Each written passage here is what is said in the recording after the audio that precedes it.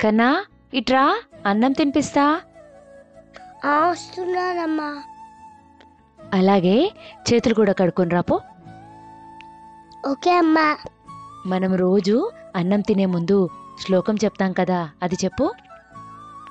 అన్నపూర్ణే సదాపూర్ణే శంకర ప్రాణవల్లభే జ్ఞానం వైరాగ్య సిద్ధార్థం భిక్షాందేవి చ పార్వతీ పితాదేవి మాతా చ పార్వతీదేవి పితాదేవో మహేశ్వర బాంధవ శివ పట్టాస స్వరేశో భువనచయ. కన్నా ఈరోజు అన్నపూర్ణదేవి అవతారం. అన్నపూర్ణదేవి కథ చెప్పనా? చెప్పమ్మా. అత్త నేను కూడా వస్తున్నా, నాకు కూడా చెప్పు.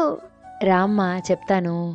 ఒకరోజు కైలాసంలో శివుడు పార్వతీదేవి ఇద్దరు మాట్లాడుకుంటున్నారట. శివుడు అన్నారట, అసలు అన్నం అనేది ఒక మాయ, ఆత్మకి అంటే సోల్కి భోజనం అవసరం లేదు అన్నారట. అప్పుడు పార్వతీదేవి నొచ్చుకున్నారట.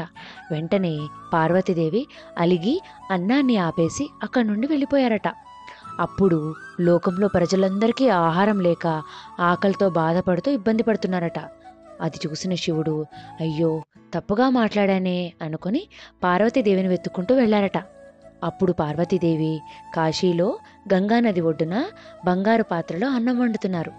శివుడు పార్వతీదేవిని భిక్ష అడిగారట. భిక్షగా అన్నం పెట్టింది అమ్మ. అప్పుడు శివుడు మళ్ళీ తిరిగి రమ్మని కోరుకున్నాడంట. దానికి అమ్మ ఒప్పుకుంది.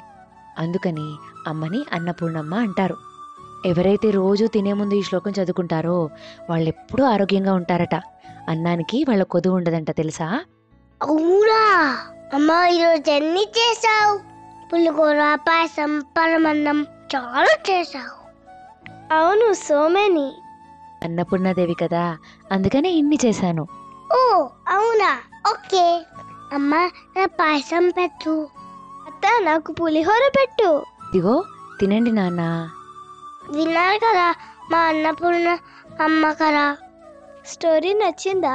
నచ్చితే లైక్, షేర్, కమెంట్ చేసుకోండి. సబ్స్క్రైబ్ కూడా చేసుకోండి. Thank you. ఇట్లు మీ Veeru. Bye bye. Thank you. ఇట్లో మీ ఆద్య. Bye bye.